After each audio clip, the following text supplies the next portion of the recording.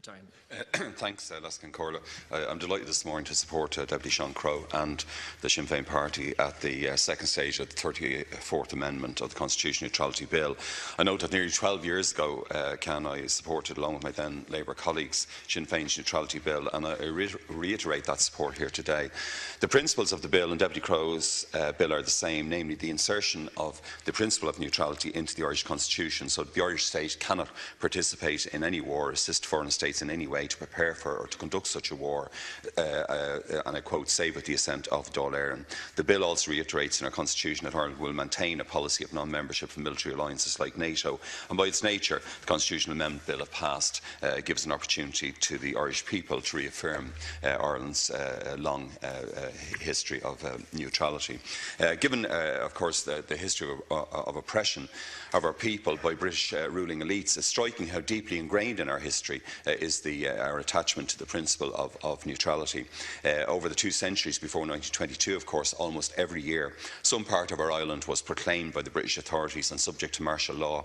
And even during Ireland's period of legislative independence, under the College Green Parliament, the Irish Parliament debated in 1793-94 whether that independent Parliament, remember we had no government but we had an independent Parliament, would actually support England's war with Spain. And the father of Irish republicanism, Theobald Wolfe Tone, of course, vigorously opposed that war, which then spread into a huge continental war for 25 years against the principles of the French Revolution.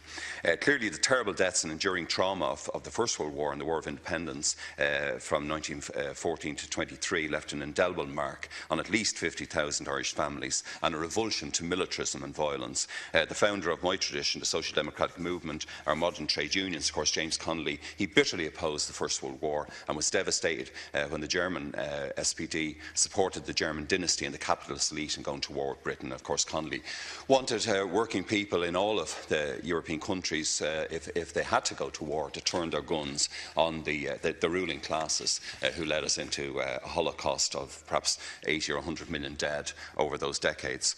Michael Collins and Arthur Griffith, of course, also tried desperately to include Irish neutrality in the negotiations with Lloyd George in late 1921. After 1922, of course, it's notable that Fine Gael was never seen fully committed to Irish neutrality, and its best orator, of course, James Dillon, famous orator, wanted Ireland to intervene on Britain's side in World War II. It's often said, Cian, that we were neutral on the British side during that war, but Eamon de Valera, I think, and his government, like countries like Switzerland, Sweden, successfully maintained a policy of non-attachment to the two belligerent sides.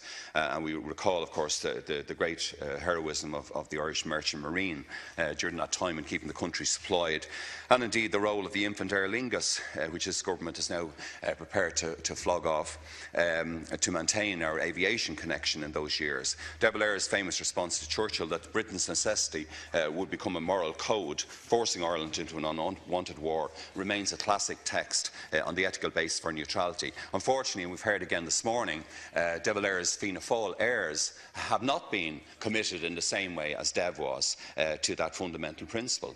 And over the last 2 decades, there's a growing apprehension that this principle of national neutrality is being steadily eroded on the basis of growing EU and UN commitments and Ireland's logistic support for American military operations, especially through the US military's use of Shannon.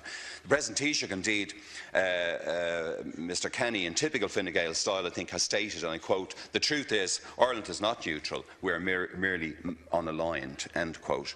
The 1996 White Paper in Foreign Policy stated that Ireland's policy of military neutrality would not be changed without a referendum, but that document did advocate that Ireland would join NATO's Partnership for Peace and participate in missions of the Western European Union, although it said that we shouldn't actually join NATO or the Western European Union. But despite our policy of neutrality after 9/11, of course, Ireland was involved in the NATO-led ISAF mission to Afghanistan through the provision of military instructors. And the Fianna Fáil-led government, of course, before 2011, and we don't have Minister O'D here this morning, signed up the country to NATO's Partnership for Peace, often seen as the first step to NATO membership. And the former Defence Minister, as I said, Deputy OD, negotiated Ireland's entry into EU battle groups. These developments took place in spite of Article 29, Section 4, subsection 9 of the Constitution, which was inserted during the campaigns on the Treaty of Nice in 2003-4 and the Treaty of Lisbon 2009. And the Minister has referred here this morning, of course, to the triple lock. But the growing demands, that Article 29, of course, that stipulates that Ireland shouldn't adopt any decision of the EU Council to establish a common defence, where that common defence would include the state. But since the 2003 Iraq invasion by the US and Britain and the decision to permit US Air Force to refuel at Shannon, it's estimated, as Deputy Wallace said, that something like 2.5 million US troops have passed through Shannon on their way to and from the terrible Iraq and Afghanistan conflicts. And Taoiseach Ahern and his successors, of course, are repeatedly unsuccessfully questioned in this House about this use of Shannon and the total failure of Irish governments to invigilate US flights and ensure the prisoners on their way to rendition and possible torture were not passing through an Irish airport. And of course, as Deputy Higgins famously said, that questioning was like playing handball against a haystack. And as John Lannon and Shannon Watch observed, the UN Security Council didn't authorise the military attacks in Afghanistan or Iraq in 2001-2003. I was one of the 100,000 plus citizens, I think you were also one, Cathaoirleach, who marched in this city alone against the Iraq war at that time. And of course, for most observers, most sentient observers, the regime in Saudi Arabia was the foreign power mainly involved in the appalling and murderous attacks on 4,000 US citizens in New York and Virginia in September 2001. Yet the Bush administration, closely associated of course with that medieval regime, took no action whatsoever to bring Saudi Arabia's rulers to account for those horrors. In the words of Roger Cole, the outstanding leader of the Peace and Neutrality Alliance, PANA, it is high time for neutrality to be enshrined in the Irish Constitution. Neutrality should not simply be a government policy position, as the Minister has outlined and the Fianna Fáil spokesperson has referred to, but should be codified as a constitutional linchpin of our democracy, and hence my support for the bill today. I'd also like to warmly commend PANA and Mr Roger Cole, his committee and membership, for their tireless, indeed indefatigable and valiant campaign since the organisation's foundation in 1996 to place Ireland's military neutrality clearly within the Irish Constitution. Hopefully that campaign will succeed on foot of initiatives like Deputy Crowe's today. PANA, of course, as Deputy Crowe mentioned, commissioned a Red Sea poll in September 2013, Cathaoirleach, which clearly showed that the vast majority of Irish people want to enshrine our neutrality in the Constitution. In that poll, 78% of Irish adults agreed that Ireland should remain neutral, 79% felt that Ireland shouldn't support a war in Syria without a UN mandate, while 85% were opposed to Irish troops being sent to Syria.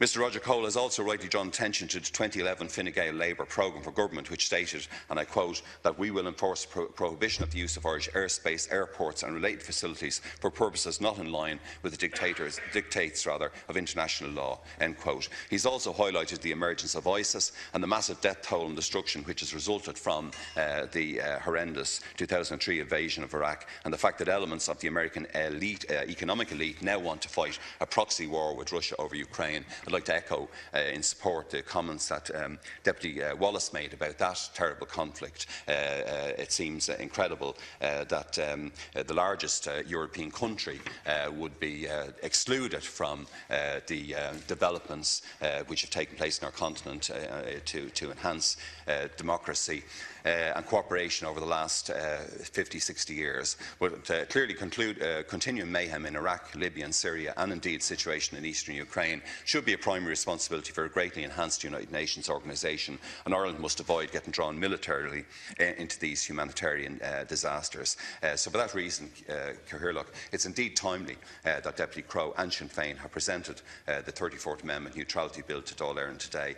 I fully support it and I'll vote for it next week. Thanks. Thank you, Deputy.